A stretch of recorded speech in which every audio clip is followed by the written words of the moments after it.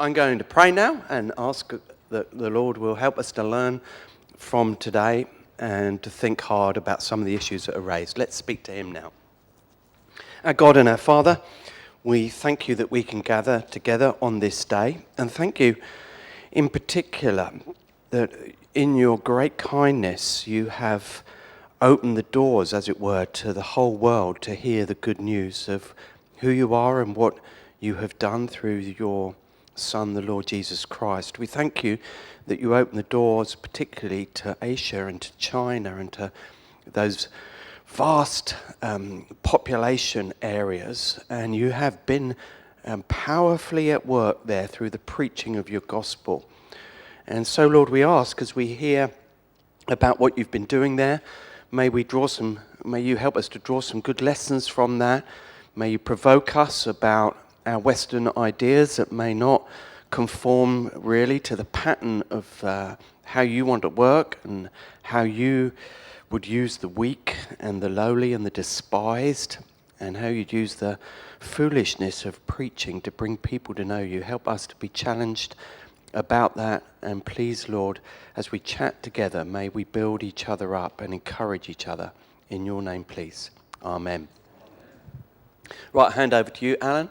You might want to introduce yourself a little bit, so in case people didn't read the leaflet, and then you just go with the next hour. Thank you.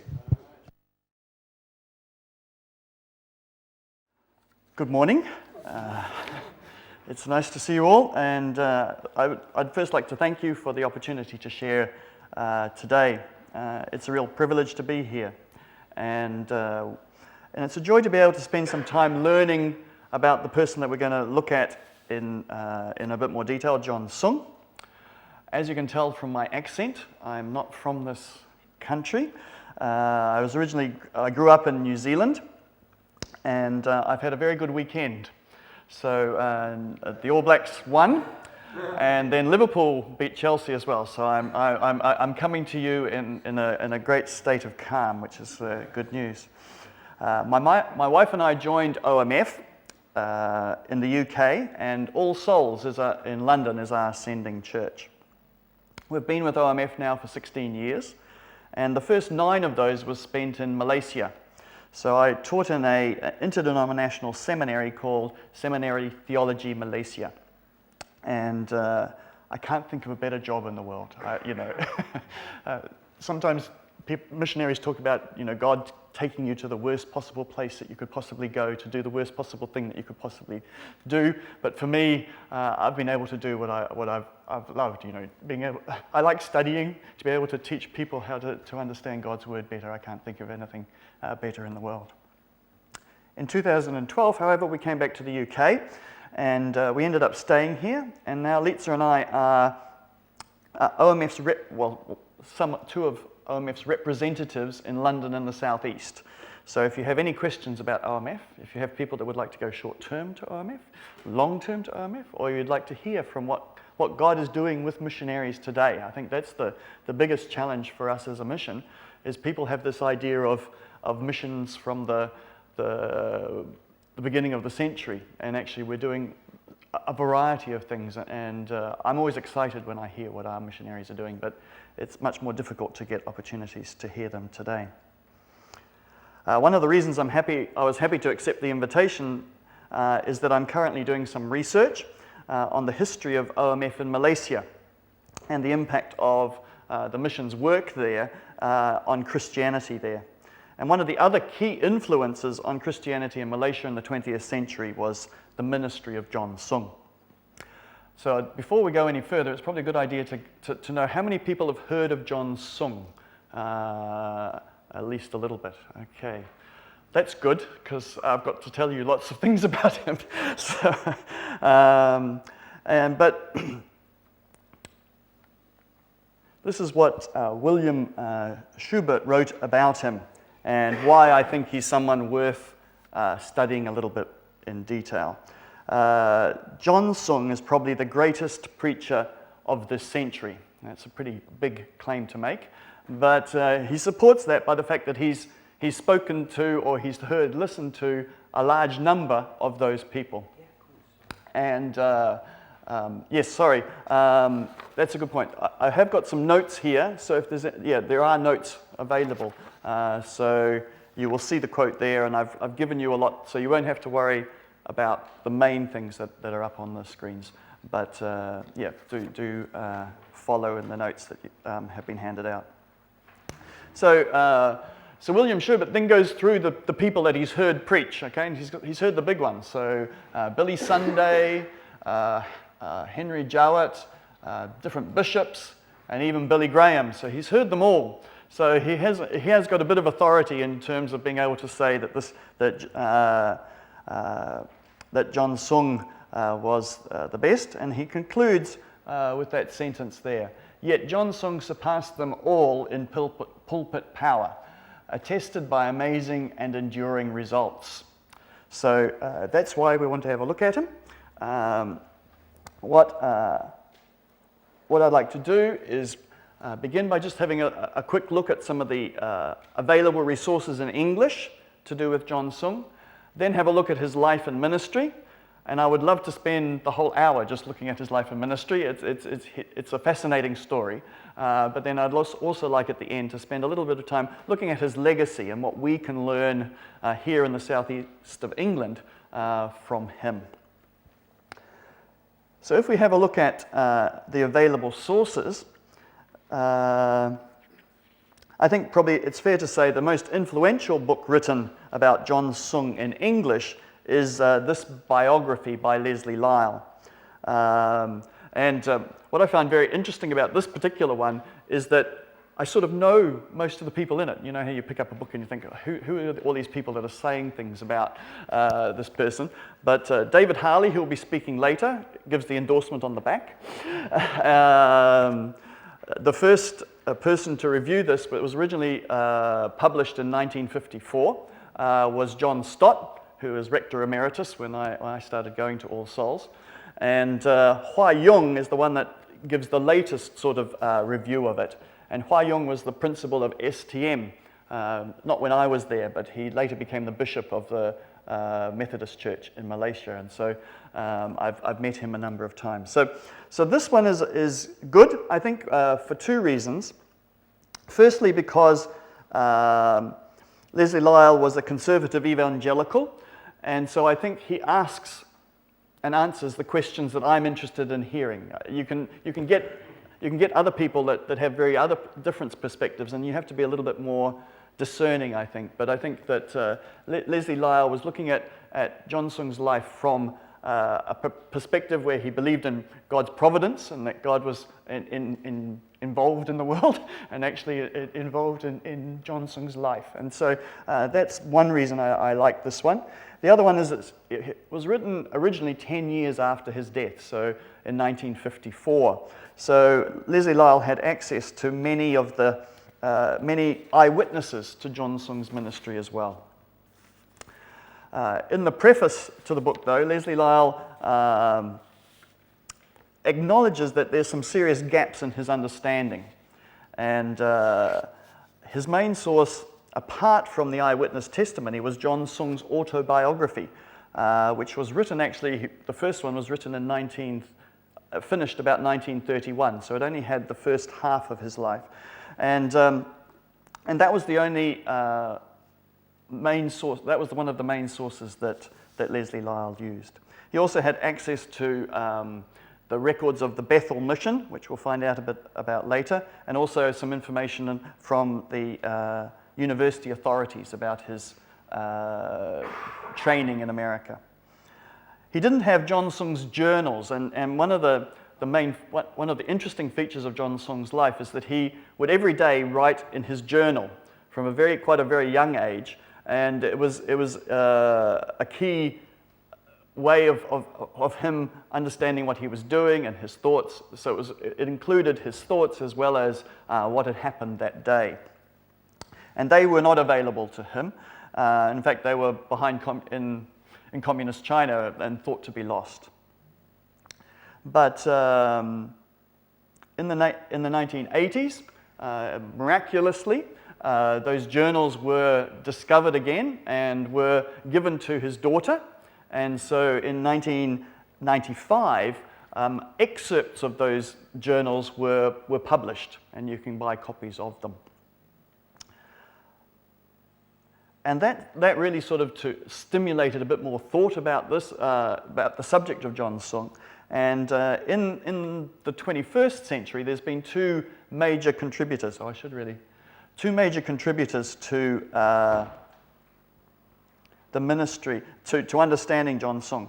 One is a PhD that was done by Lim Ka Tong from Asia, and he basically incorporated all the material that wasn't available to Leslie Lyle in his PhD. So if you want a sort of a more academic view of John Sung's life, that's probably the best one to get, because but it is really a rehash of a PhD. So you have to really like PhDs, which are quite dense, and be willing to go through it. Although, to be fair on him, it is a very readable book on John Sung's life, and brings us up to date in terms of scholarship and what we know.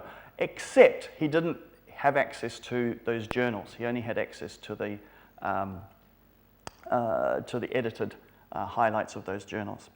But another guy that has had a very big impact on studies on John Sung is a guy called Darrell Ireland, and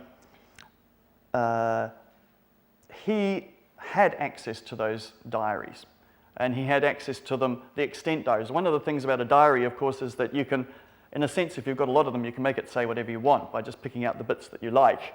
And so he actually had the full range of them. He probably spent a year at least just translating them and getting help to translate them, let alone read what they actually said.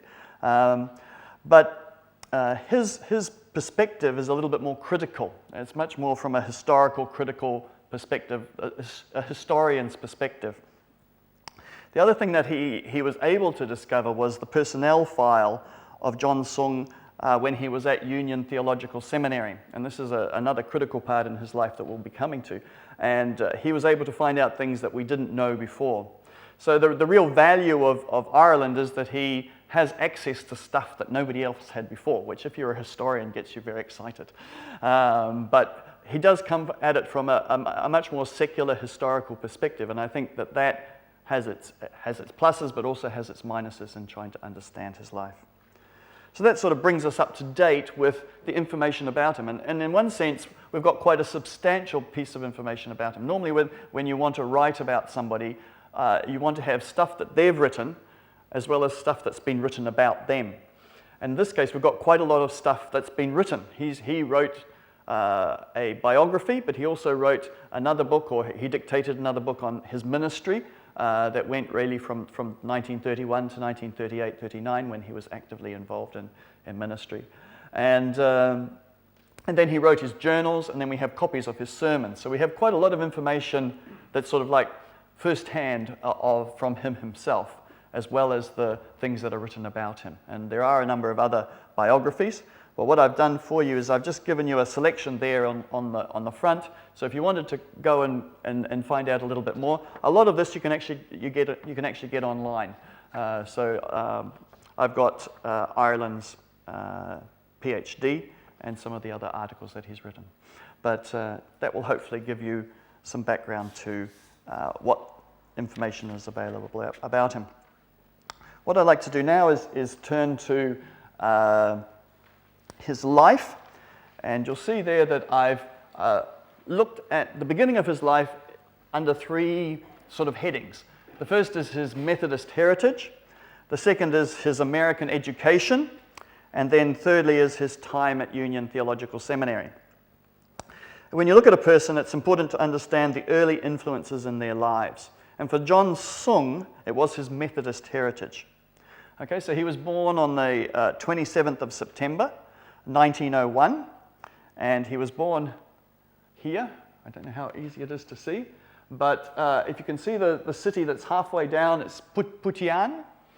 He lived in a little village called Hong Chek Village, which is very close to Putian.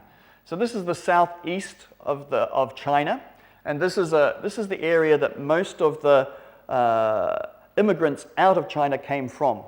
that area is where basically traders and business people were sent by the politicians when they got sick of them. And so there was a steady stream of people from the north of China into the south. And these were the traders, and these were the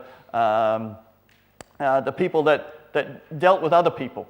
And that was, of course, a dangerous thing to do because it wasn't allowed as far as many of the dynasties in China. But it was also a way of, it was also pretty lucrative as well. So the other interesting thing about this region is it's made up of very sort of almost like Fiordland-like territory, so that there are very narrow valleys and very high mountains. And as a result, a lot of the different, you can have different dialects all along the coast. And so very easily you can have somebody just in the next valley that won't even be able to understand you. So although the written language of Chinese is the same, the way that it's spoken is very, very different. And so, so there's a number of different dialects. And John Sung spoke Hinghua, which is literally only like one little, one little area within China that speaks that particular dialect. So he was born there. His father was a Methodist minister, and he really looked up to him and in many ways idolized him. And he would go with him to different churches and watch his father preach. He became known as the little pastor because he would then preach to the Sunday school to begin with, and then he would become a preacher as well. So right from the beginning, he was somebody that wanted to share God's word. He later wrote, "What I am today is all from my Father." All, however, was not sunshine and light, because both of them had a fiery temper, and it was something that John Sung struggled with all his life, because he was very passionate about everything, and that didn't always go down well. The other important thing that happened in this period of his life was what was called the Hinghua Pentecost, or the Hinghua Revival, which happened in 1909. So that experience in his father's church showed him how revival was able to purify the church and transform people's lives. So from quite an early age, he had experience of seeing people not just come to faith, but I think more importantly, have this idea of becoming holy people. Okay, and I don't know, there's a whole lot of theology there that I don't really want to get into, but I think the important thing is to see that for many people in the church at Hinghua, they were good, faithful people going to church. But through the Hinghua revival, there was people confessing their sins. There was real transformation in the life of the church, and he saw that at a very early age. Oops, I don't want to get to there yet. Second was his American education, which lasted between 1920 and 27. So John Sung was a gifted student, and in 1919, when he was just 18, his life was changed when he was offered an opportunity to study in America by a lady missionary from America. And in 1920, he went and started studies at Ohio Wesleyan University. He arrived with $6 in his pocket. And although he had a scholarship that covered his fees, he still had to work to pay his rent and living costs. And for the first 4 years that he had in America, it was really a big struggle against poverty, as well as doing his studies. So he worked in 2 different jobs, as well as doing his studies to cover the fees and to cover his living costs. But despite these difficulties, he managed to graduate in 1923. So he took 3 years to do a 4-year degree in chemistry in the end. He was originally sent to learn theology, but he actually started by doing a chemistry degree. He was a very bright student, and he earned his master's in 9 months, and his PhD 2 years later. He did a PhD in 2 years, which is quite stunning. I'm just finishing my 6th year of doing one, and I'm deeply envious of the guy. How he was able to do it, I don't know. His study was in chemistry, and And there was an element of nationalism there because he was actually looking at the properties of explosions and things to be able to, because he wanted not just to, he wanted to contribute to the country, and he saw the advance in science as something and seeking to see development in the country is really important. So he studied chemistry, and his achievement was quite staggering, and so he began to get quite a lot of popularity and became quite famous because of the speed with which he got his degree and the fact that not many people from China had PhDs. Yeah. So was that like explosions with a view to help with mining? Well, I think it was he looked at reactions, and I think what he wanted to do was to contribute in China to the advances in sciences in that area. Mining, yes, but any kind of, I mean, also with war as well, I would assume, yeah, possibly. Okay. But these academic achievements came at a price. You know, there's this constant worry about finances, him wanting to do his studies to the best possible degree, and it meant that his spiritual life wasn't so focused on. But more importantly, in 1921, he was diagnosed with what was probably called an anal fistula, and he had to have surgery for it. It's a pretty unpleasant kind of thing from what I've written, what I've read about it, and actually there's quite a lot of debate in the literature about what was actually wrong with him. But while there's much debate about that, there's two things that we know for sure. Firstly, it was a treatable condition. And if he had continued to receive treatment and looked after himself, it wouldn't have had a lasting effect on his life. Okay? But he didn't do that. And so the second thing is we know about is that this pain and this condition was something that afflicted him for the rest of his life. And it actually led to his death at a very early age. So, so he had his education, he'd completed his PhD, he was being feted by lots of people to go to Berlin, to go back to Peking University. But in the end, he chose to go and after he completed his doctorate, to go to Union Theological Seminary in New York. And that's number C on your little list. And if we look at his time there, I think it's fair to say it was his Damascus Road experience. It was where he sort of felt that that's where he got his calling in terms of his preaching ministry. According to his autobiography, he had a crisis of faith which began in Ohio, but reached breaking point in New York. He couldn't, and it was to do with the fact that he couldn't reconcile his Christian beliefs with his scientific studies. And this was further complicated by when he went to Union Seminary, he got exposed to a lot of liberal theology, which is basically looking at the Bible from a secular worldview. And that really challenged him. And I think too, because he had received so much adulation for his PhD, there was a tendency for him to rely on his own abilities to reconcile all these things. And so he went into an intense period of looking at mystical stuff, looking at Buddhism, looking at strange texts, and in the end it just really got too much for him.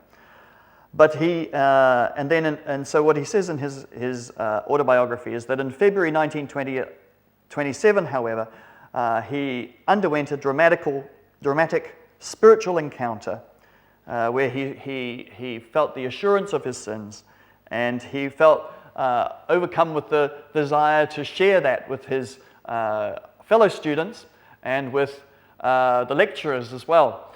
And that didn't go down quite so well. And it was seen, according to John Sung, as a sign of mental instability. He was examined by a psychiatrist and persuaded to go into a sanatorium, Bloomingdale Hospital.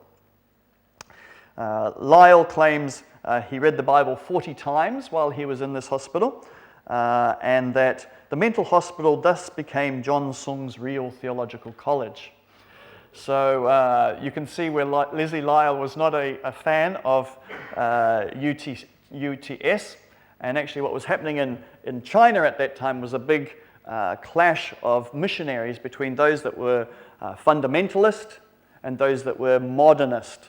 And that debate became significant in the way that John Sung portrayed his conversion at that time when he got back. So he was finally discharged from this mental hospital in August, and he'd been there for 193 days. He wanted to, and then in October 1927, he sailed for Shanghai back home. And then very famously on the boat going back, he threw out all his diplomas and his medals and fraternity keys into the sea. The only thing he kept, according to the autobiography, was his PhD, which, depending on which book you read, he gave to his mother or his father. So that was the only thing that he brought back with him. And it's very interesting when you look at the pictures of him that you'll see that let me just see. There we are.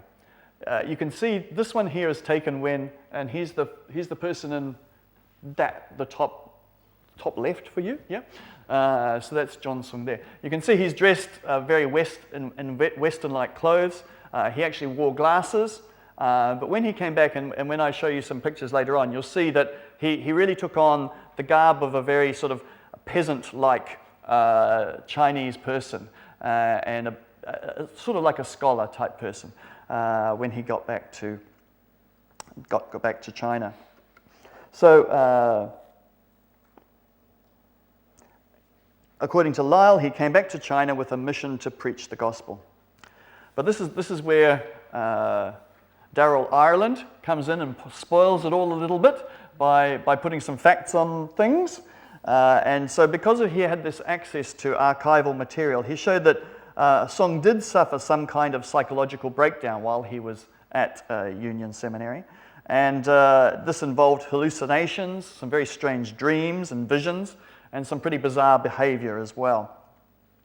So the records showed that he admitted himself to Bloomingdale Hospital, and they suggest that he did read the Bible, but maybe not 40 times, maybe 3 or 4 times in the 193 days that he was there. So Ireland suggests that the account Sung gives of what happened is a reinvention to fit the circumstances that he found when he got to China. So he was able to sort of put himself as this person that had been influenced by liberal theology, but then had found his faith again and was coming to share that simple faith. And because he had got a PhD in chemistry, that gave him an authority in terms of what he was saying that many other people didn't have. I think Ireland goes a little bit too far. You've got to be careful with the difference between correlation and causation. And I think, if we think back on our own testimony, how we understood something at the time and how we understand it later can be quite different, can't it? But anyway, I think what he does highlight is how easy it is to draw conclusions that we want from John Sung's life. And given that we're trying to find out what we can learn, we do need to be careful about that and make sure that we are not just making things up because they fit the story nicely. What both Ireland and Lyle agree is that after he arrived back in 1927, he got married in December 1927.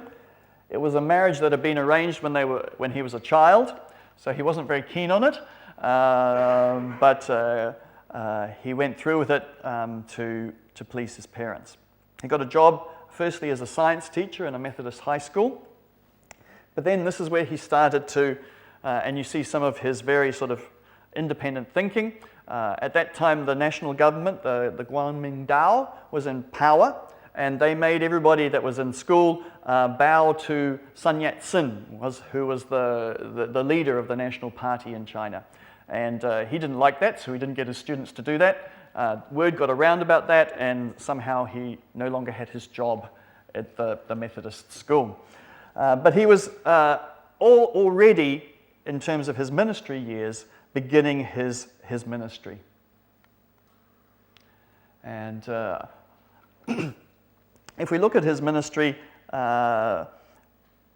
it can be broken down into different periods. Chinese people like to sometimes be quite flowery about some of these things. And so one person says he had a water period, a door period, a dove period, a blood period, and a tomb period. And actually, you can do that. I'm just a little bit more sort of basic. I want to talk about his ministry in Fujian, which is the province that he came from, his ministry in China, and then his ministry in Southeast Asia. So he began going out with a team of evangelists in the local area on the weekends when he was working in the school, and once he was no longer working in the school, he became a conference evangelist for the Methodist Conference. And it's actually very interesting that he never really, he's sometimes put by historians into this group of independent indigenous movements. But he doesn't really fit there because he was very orthodox and he worked with churches always. And he would basically work with any church that was happy to have him in the different cities and towns that he went to. And he remained within the Methodist Church all his life. He was always under their authority. So he began his ministry in his Jerusalem in Fujian and joined up with an evangelistic band and traveled around the province preaching and teaching in small rural churches for about 3 years. It's interesting, he was also very keen on discipleship, and he had a number of training courses in a little mobile theological college that he would do, but he was dealing with some very young people, sort of like 18, 19, 20-year-olds that would begin to follow him. It was then in 1931 that he came to sort of national attention, and his ministry throughout China started. And there's two main causes of that, or two main causes that I can see. The first happened in the middle of February 1931, when he was invited by the missionary that I gave the quote at the beginning, William Schubert, to speak in a series of revival meetings in Nanchang, which is another province, in Jiangxi, which is a different province to the one that he came from. He almost didn't go, and then he decided to go, and he spoke, but with very little response to his message.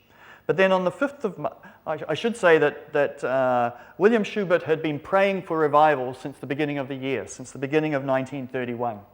And it was really, there was a group of missionaries that wanted to really see the church back in life again. You know, they were very sort of discouraged by the lack of growth in the church.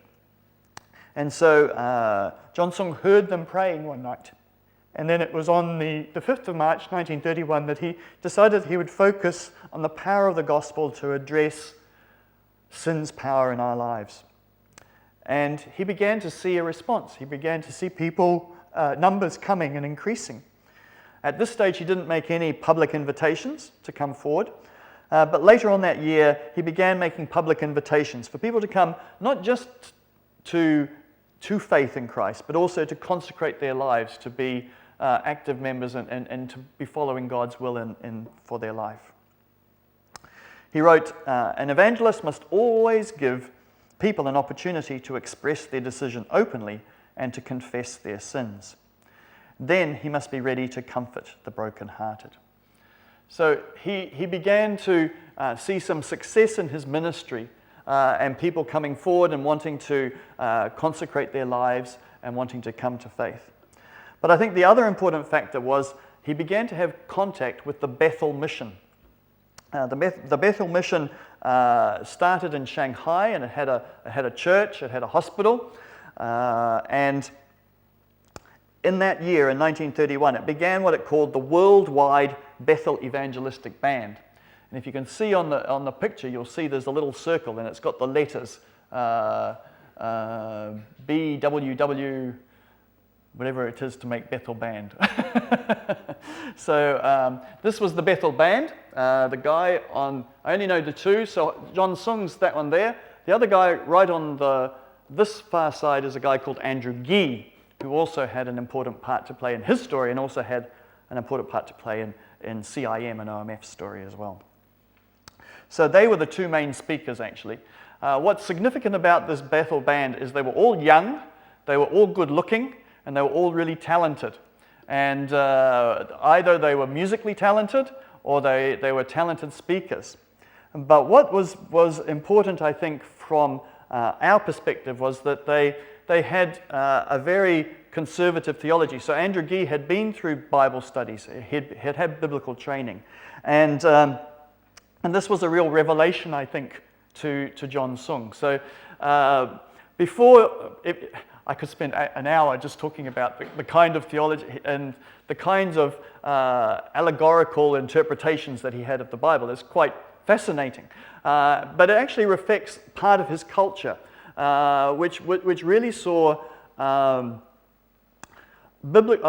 holy text as something that was very mystical and very precious and very you had to be very careful with it. You had to find the secrets written behind the text, and that was really his main focus in the early part of his ministry, was to have people in awe of the Bible, to show how there was those hidden meanings and stuff. And it was very interesting for me when I was teaching in Malaysia, and I was teaching about Augustine, and I was saying, Augustine looked at the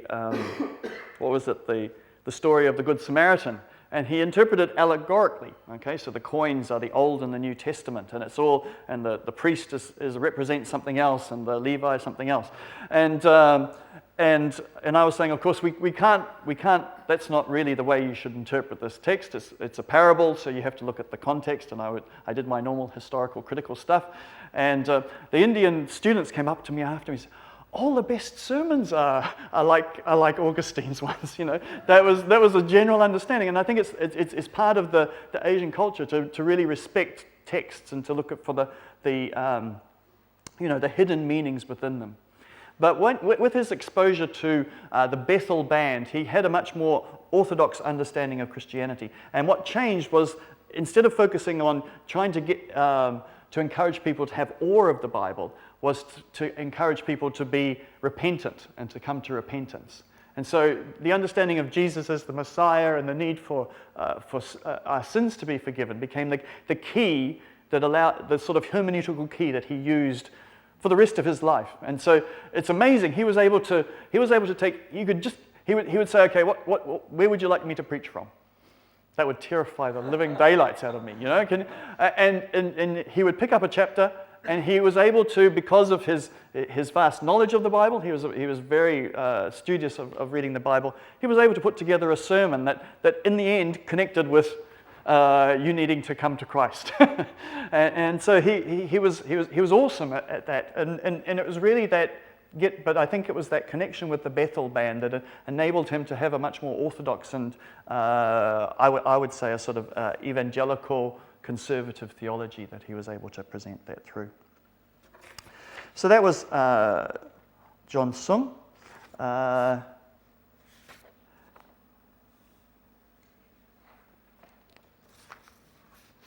so by the end of 1933, he was very well known. He actually, in the end, split with the Bethel band, and if you want to find out why, you can read the books, because it's a little bit unclear. There was a number of different issues that led to the split. But by this time, John Sung was a well-known national figure in the Christian world. And just to give you a bit of a flavour, this was written by Reverend J.R. Wilson from the CMS when Leslie Lyle wrote his book. He sent out a sort of a circular saying, can anybody that's got some information send it to me? So this was written a number of years after the actual campaign that was held in 1933. But it's fascinating. You can read the rest of it in here. But this is what he writes about John Sung's evangelistic week. For the whole week, twice a day, and actually in other times it was 3 times a day, for 2 or more hours at each meeting, Song poured forth a living stream of searching biblical teaching agonized prayer, and ecstatic praise, all intensified by vivid acting, scathing sarcasm, and exuberant humor.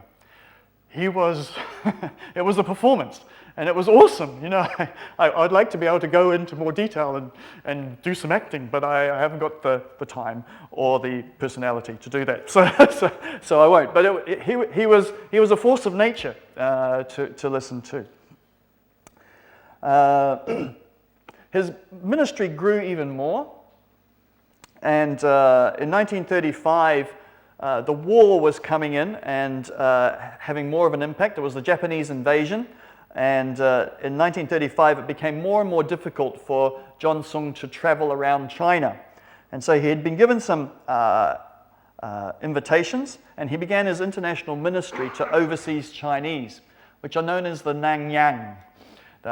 It's interesting, OMF is called the Overseas Missionary Fellowship. It's not because British people are going overseas. It's because originally it was focused on reaching overseas Chinese.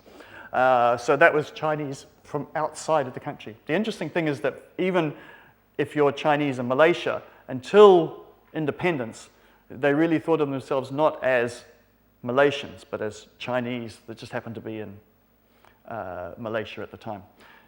Which is not actually that different to British people when they go overseas. So there was that.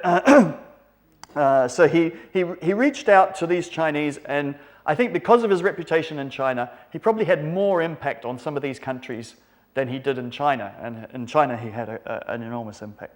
So you can see the different countries that he went to: the Philippines, Taiwan, Thailand, Vietnam. But it's these last three that he probably had the biggest impact. So Indonesia, Malaysia, and particularly Singapore. One of the things that John Sung never really did was start an organization. But there are two organizations in Singapore that trace their origins back to John Sung. One is a Bible school called the Golden Key or something, Bible school, and then also a evangelistic association, which I'll talk a little bit more about later. So he had a big impact on the Nanyang, and that's what really sets him apart from the other great evangelists and preachers, Asian Chinese evangelists and preachers, because most of them were focused exclusively in China.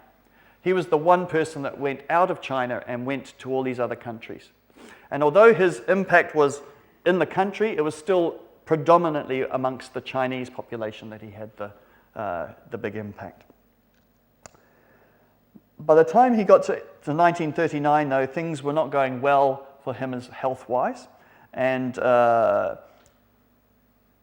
he got to the stage where he had to be seated down or crouched down when he was preaching, or he had to do it from a bed because he was in so much pain because of this fistula that he had.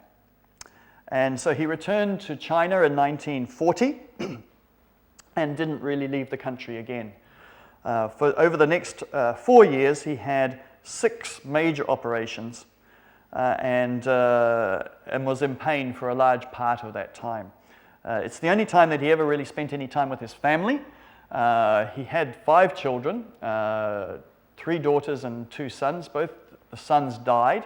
He was never there for any of the births or any of the deaths. But he was able to spend some time, and it was really, I think, in many ways a God-given time for his family to actually have some time there at the end of his life, and he would have devotions with them as a family every day once he was back in China there.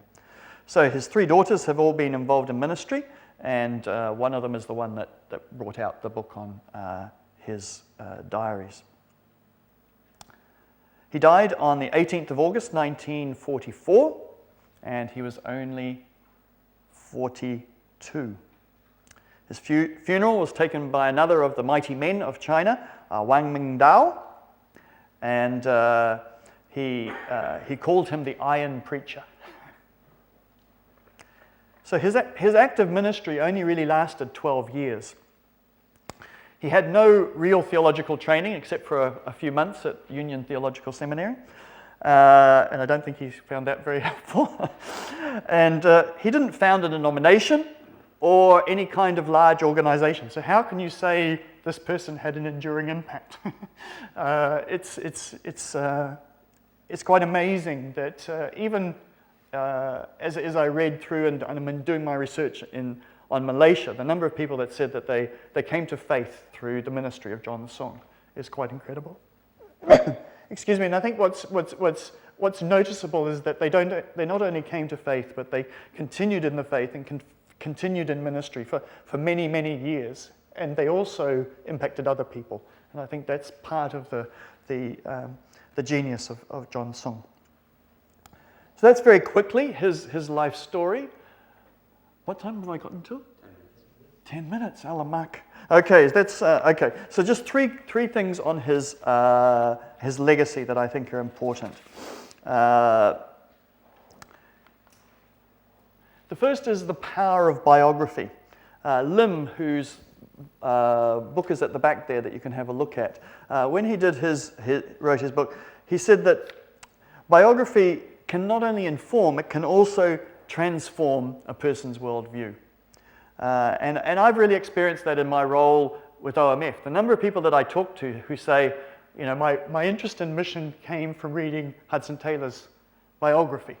And I think, you know, if we think about our own lives, how biography is very powerful in challenging us in the way that we live and the priorities that we have. At first sight, if you look at John Sung, he's not necessarily someone that you would immediately pick as somebody that God would bless. Okay, he was hot-tempered, he was very strong-willed.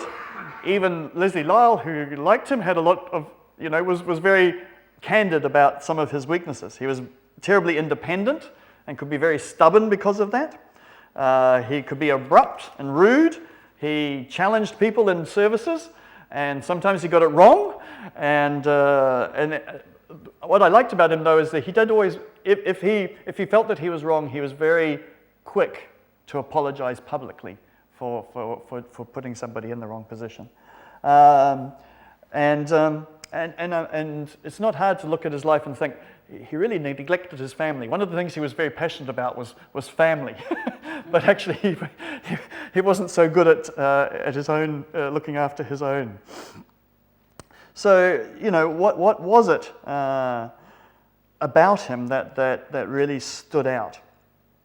And I think it's probably his self-sacrificial living and his desire for holiness that's a tremendous challenge for us.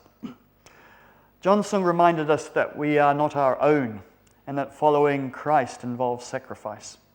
And I've been sort of struggling because actually there are many other good things about his character, and John Stott brings those out at the beginning of this biography. But what really I was trying to say is what is it about him that gets under your skin?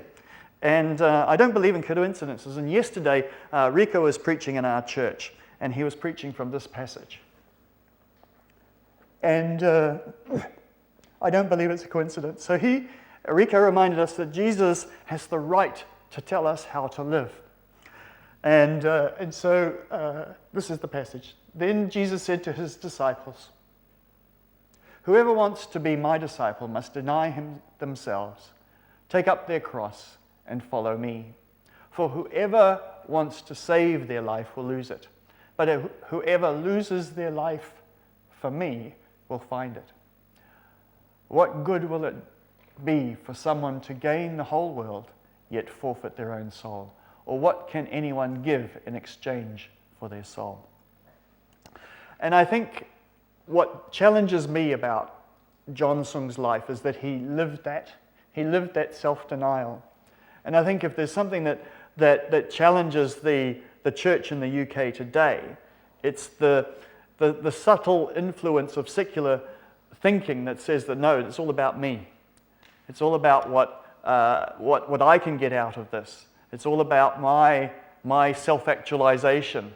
And even when I speak to people that are wanting to go on Serve Asia, a lot of it is how is this going to help me?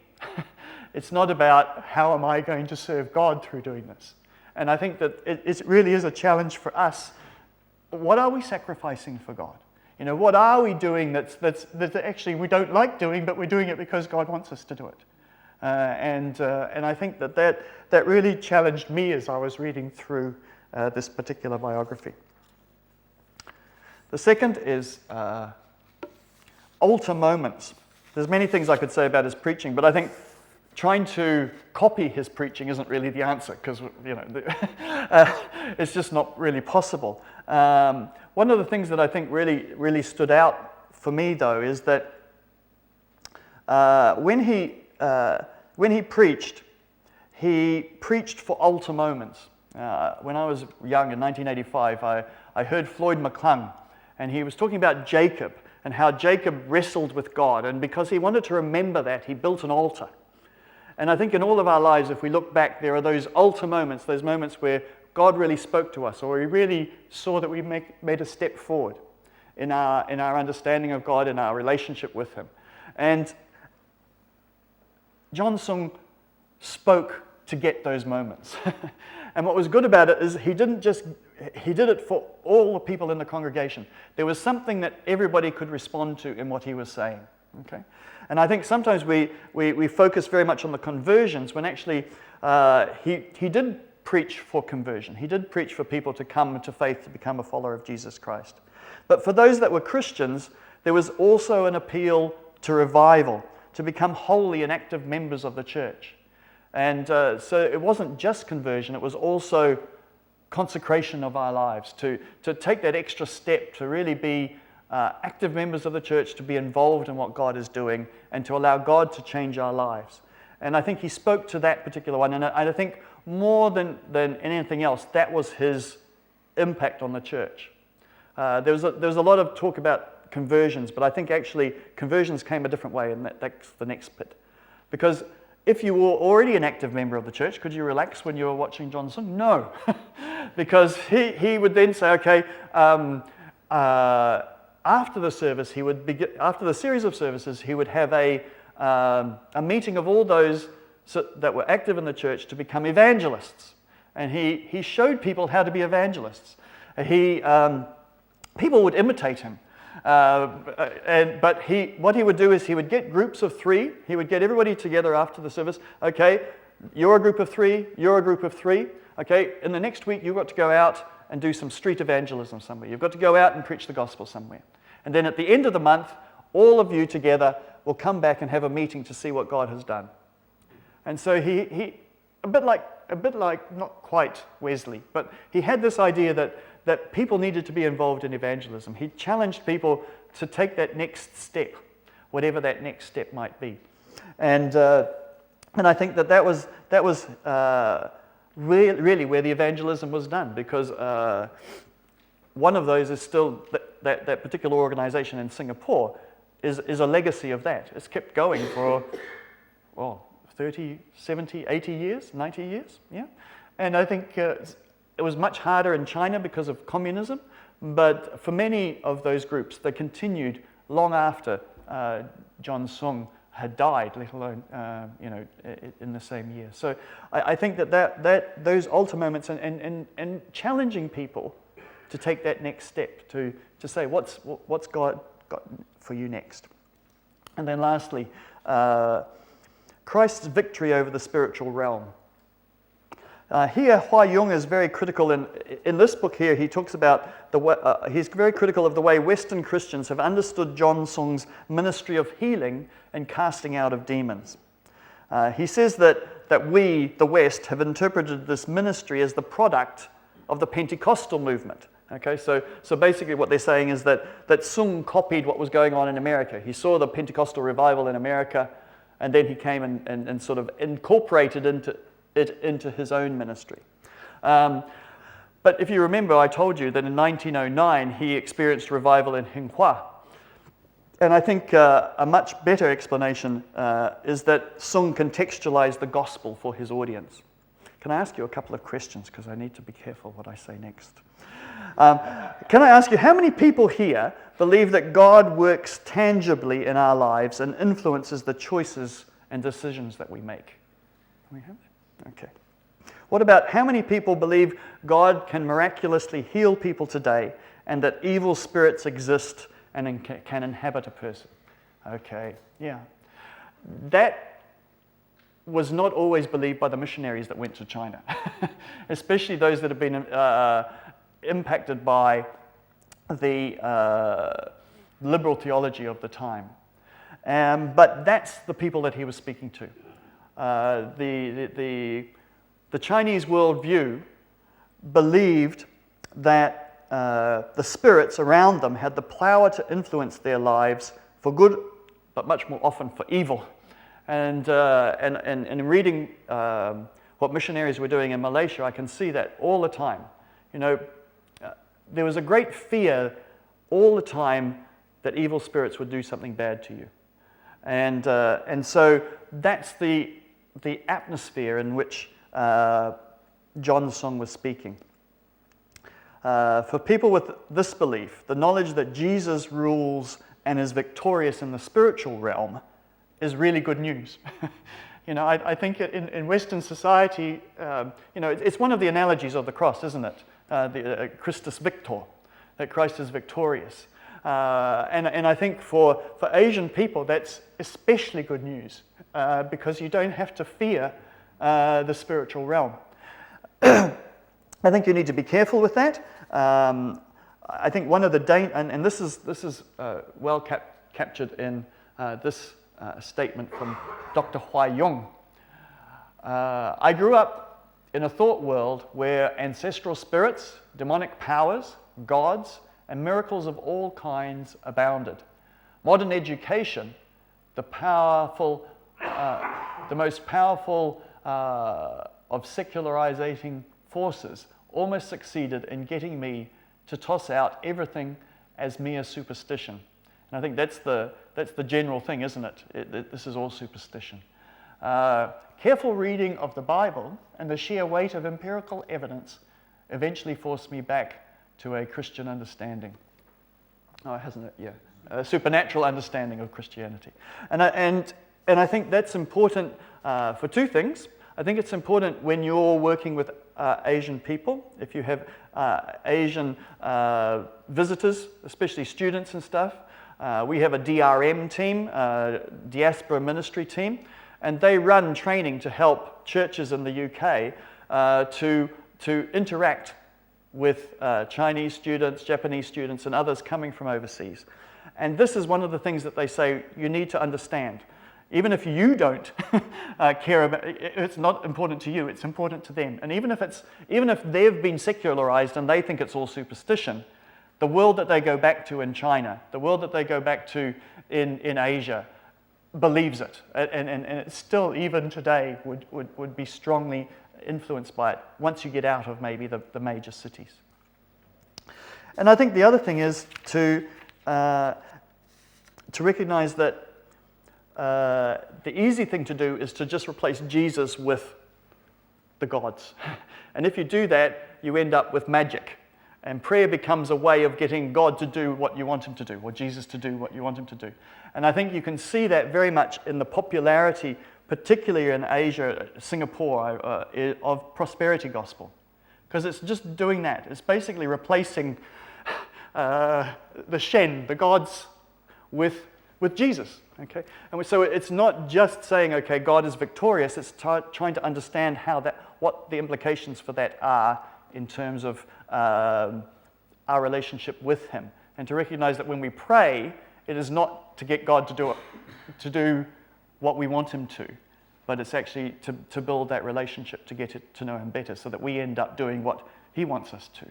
Yeah, and I think that that's an important lesson that we can learn from him. Time is up. Do I have time for questions? I don't have time for questions, do I? You can take a couple. Okay. Yeah.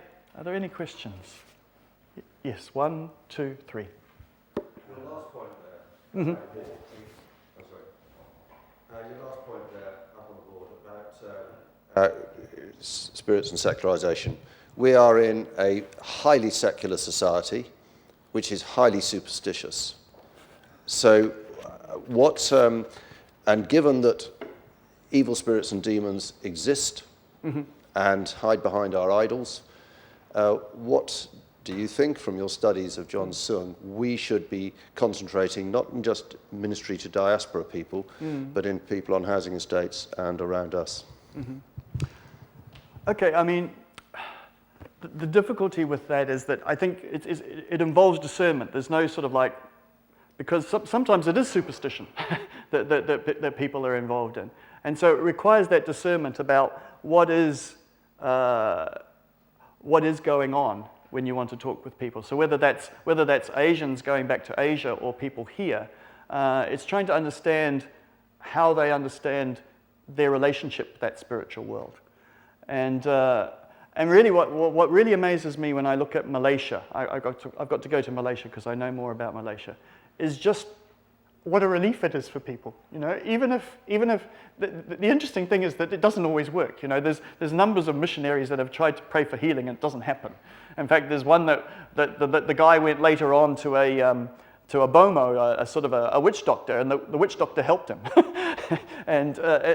But it's sort of it's recognizing that it's not that Jesus replaces those things. But it's trying to be a bit more discerning, and I think that's the important thing. Is that when we talk to people, I was very interested. I had a Catholic work colleague when I first started work in the bank, and because when she found out that I was a Christian, her immediate understanding was that I was superstitious, and I was saying, no, I'm not superstitious. And so it's trying to, you know, it's not an either or. I think it's trying to sort of say, yes, we believe in that spiritual world, and we believe that spiritual world does influence us, and we need to be aware of that, but not to overemphasize it. The interesting thing about John Sung is he never really overemphasized. He didn't really want to go into that kind of ministry, but he did in the end. Yes, there was one at the top and then one down here.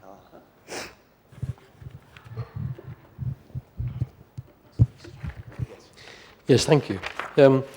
Yes, Alan, thank you very much. In what ways then does John Sung help us live as a minority today? Do I pick up that the two things were that he was a man who took up the cross, as it were. There was sacrifice. Mm-hmm. So you're saying that would be helpful, that we need to have that kind of message from today. And is the other to expect to rely upon God rather than on our resources? You know, we tend in the West to gather our resources together and then go and do something. That I'm trying to understand. Because can I just say, just as a background, he lived before the communists really got going, didn't he? So he was a minority in a country which was spiritual but had other gods, really. Yeah, I guess what I struggled with that question was actually the biggest impact he had was in revival, in terms of actually transforming people that were already Christians or had a Christian understanding of things. And that's why I think he was able to use sort of sin, and because the church knew that everybody else was sinning. You know, there was a community that he was able to point to something that was very, very clearly wrong in the church. And he was able to do that rather than him being in a totally difficult world in which for him to operate. So he was able to preach. There was no restrictions on his ministry in any way. So in trying to apply that to here, I think one of the first things is that we are in a minority, and actually recognizing that is really not easy, because we just assume that, well, they should agree with us, shouldn't they? I think that I think the other thing that's really important is evangelism, in the sense of explaining to people the gospel, because I think we come from a society where we assume that people know about it. And know something of who Jesus is, and know something about Christianity anyway. But I think we're moving into a post-understanding of Christianity, so we're going to have to start earlier. My father used to say that it takes 4 years for somebody to come from knowing nothing about Christianity to being an active member of the church. He was generalizing, and there are some amazing conversions and stuff. But I think for somebody to come to the stage where their worldview has changed and they start to live in a different way, and they have the theological knowledge that they need to be able to do that, To come from not knowing anything about, who is Jesus Christ in the sense that we've never heard the name before, to a stage where people are an active member in the church. It takes a while. You can't shortcut that. And I think sometimes, especially from my perspective and looking at the church today, people want results quickly because that's what they're used to in the business world. 1 year is an eternity for my daughter. And in terms of accounting, 1 month is an eternity. So trying to say, okay, it's going to take me 4 years to see that change. We're not patient enough, I think, in terms of that. And I think that's where we're moving to in terms of we need to start to be doing much more of the sort of pre-evangelism kinds of things that we're doing. Okay. One last one. I just wondered about English. He obviously spoke English in America. Mm-hmm. When did he learn that? And did he do any ministry in English, or was he only preaching in Chinese? Yeah, that's an interesting question because he preferred English. So he could speak Hinghua, okay, which is the dialect, which was like useless because nobody else spoke it. He didn't really speak Mandarin. He ended up learning Mandarin while he was with the Bethel Band. So a lot of the times, but most of what his preaching was always translated anyway. And in Asia, you get used to that because there's different dialects. So when he would go to, if he went to Batu Pahat, there's a particular dialect that most people speak there, Hokkien. But he wouldn't speak Hokkien, but there would normally always be somebody that could speak either his dialect or English or Mandarin. Yeah. So towards the end, he spoke more in Mandarin, but yeah. Great. Okay. Thanks very much, Alan.